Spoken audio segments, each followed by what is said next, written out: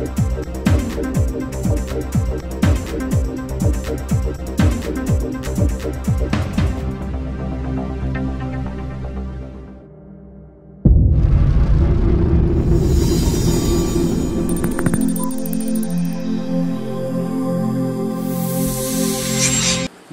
అన్ని రంగాలలో మహిళలకు 50% రిజర్వేషన్ కల్పించాల్సిన అవసరం ఉందని ఇటీవల నియమితులైన రాష్ట్ర బీసీ సంఘం అధ్యక్షురాలు నడిపేన శశిభార్గవి అభిప్రాయపడ్డారు.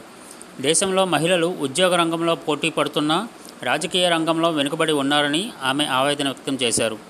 రాష్ట్ర బీసీ సంఘం అధ్యక్షురాలుగా తనపై నమ్మకం ఉంచిన జాతీయ అధ్యక్షులు కృష్ణయ్య ఆశయాలలో మేరకు రాష్ట్రంలో మహిళలను చైతన్యపరిచే విధంగా కార్యాచరణ సిద్ధం చేస్తున్నట్టు ఆమె స్పష్టం చేశారు. మరి నిన్నటి రోజున హైదరాబాద్లో జరిగిన సమావేశంలో జాతీయ బీసీ అధ్యక్షులు ఆర్ కృష్ణయ్య గారు, రాష్ట్ర అధ్యక్షులు మారేష్ గారు, ఉత్తరాంధ్ర బీసీ అధ్యక్షులు నడిపేన శ్రీనివాసరావు గారి ఆధ్వర్యంలో మీ అందరికీ చెప్పినట్టే నిన్ననే మహిళా స్టేట్ అధ్యక్షురాలుగా బీసీ సంఘానికి నన్ను ప్రతిపాదించడం జరిగింది. మరి బీసీలు ఎంతమంది ఉన్నారనే లెక్క ఈ రోజుకి తెలియలేదు. ఒకవేళ తెలిస్తే బీసీ అంటే బ్యాక్వర్డ్ కాస్ట్ అని కాకుండా బీసీ అంటే back bone of the nation అనే రకంగా ఈ రోజు ఖచ్చితంగా తెలుస్తుందనే విషయాన్ని కూడా మేము చెప్తున్నాం.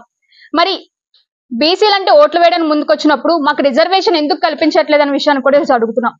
చలో ఢిల్లీ కార్యక్రమంలో భాగంగా మార్చి 11, మార్చి 12 తేదీల్లో రాబోయే రోజుల్లో ఖచ్చితంగా మేము వెళ్ళి అక్కడ ఖచ్చితంగా పోరాటం చేస్తామని, మహిళలకు 50% రిజర్వేషన్ వచ్చే రకంగా ఖచ్చితంగా మేము ముందుకు నడిపిస్తామని, ఈ రోజు కూడా మహిళలు ముందుకు రావాలంటే భయపడుతున్నారు. ఉద్యోగాలకు ముందుకు వెళ్తున్నా సరే రాజకీయంలో ముందుకు రావాలంటే భయపడుతున్నారు.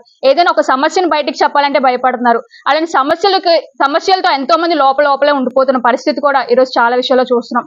మహిళలపై జరుగుతున్న అన్యాయం మనం చూస్తున్నాం. మహిళలకి ఖచ్చితంగా ఈ రోజు ఇంట్లో ఉన్న మహిళలైనా బయటకు వచ్చి పనిచేస్తున్న మహిళలకైనా ఒక మోటివేషన్ కావాలి. వాళ్ళకంటూ ఉండే సమస్యలు తెలుసుకునే ఒక మనిషి కావాలి.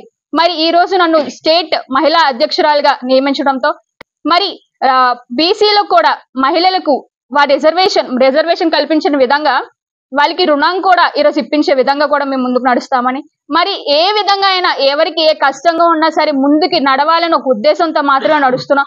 ఆ రకంగానే మమ్మల్ని నమ్మి ఈ బాధ్యతను కూడా మాకు అప్పగించడం కూడా జరుగుతుంది.